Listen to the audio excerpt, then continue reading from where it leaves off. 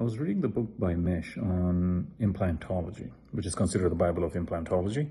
And I remember when he was talking about grafting, whether it be socket preservation or just bone grafting in general, he mentioned that the steps have to be followed. They're like the combination to a safe, which stuck in my mind. So if you take socket preservation, for example, number one step, take the tooth out atraumatically, obviously. And then check the integrity of the buccal wall and the lingual or palatal wall. Check if there's any fenestration or dehiscence at the apical aspect. You never know how the root anatomy is unless you have a CBCT, but it's always good to check. Even during the extraction, sometimes things do happen, bone breaks. So it's good. Those are good things to check. So that's step one, atraumatically take the tooth out. Second, thorough curettage. Now the one thing I do want to mention is when the tooth coming out is the noxious stimuli that is provided to the body. It's called regional acceleratory phenomenon. Look it up. But that's basically where you provide a noxious stimuli which helps the body focus, kind of hone in on where that happened, and it just helps with faster healing and regeneration. So you want to cause RAP, which is extraction of the tooth, but then you also want to do thorough curettage of the socket to, one, remove any infection that may or may not be there, and second, you want to cause bleeding, which of course will help with the graft healing. The more angiogenesis that's present, the better.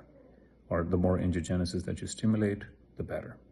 The next step is using the graft or placing the graft. Remember, healing takes place from the apex coronally. So even if you don't pack it all the way to the apex, it's not the end of the world. It will still heal well, but do your best, obviously, and use the right material.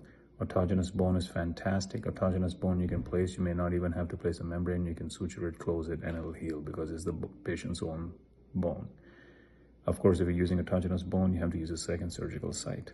So ideally, most times it's allograft that's used. If you use allograft, use a cortical cancellous combination. Either go 60-40% or 70-30%. And you want to do your best to use demineralized freeze-dried bone allograft mixed with freeze-dried bone allograft, because this way you get osteoconductive and osteoinductive properties, which again really helps increase the chances of your bone graft healing well. The next step is a membrane. You can use a resorbable membrane or a non-resorbable membrane.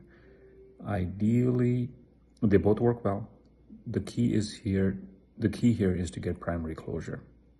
My advice is, if for any reason you feel that you cannot get primary closure, if you're just starting off and you're nervous, whatever it may be, then consider a non-resorbable membrane. But a resorbable membrane with primary closure works really well. If you use a non-resorbable membrane, remember at 4 weeks that membrane has to come out. Don't take a chance there. Lastly, and the most important really, is suturing. There are different materials you can use. Of course, suturing, you can use gut, chromic gut, you can use polyglycolic, you can use Vicryl, cytoplast, I've used them all.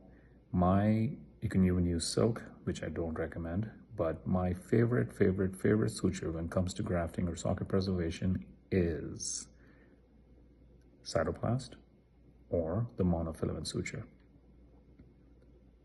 Suturing technique, you can use a crisscross suture, you can use interrupted sutures, or you can use horizontal mattress suture, and sometimes you can even combine it with a subperiosteal suture.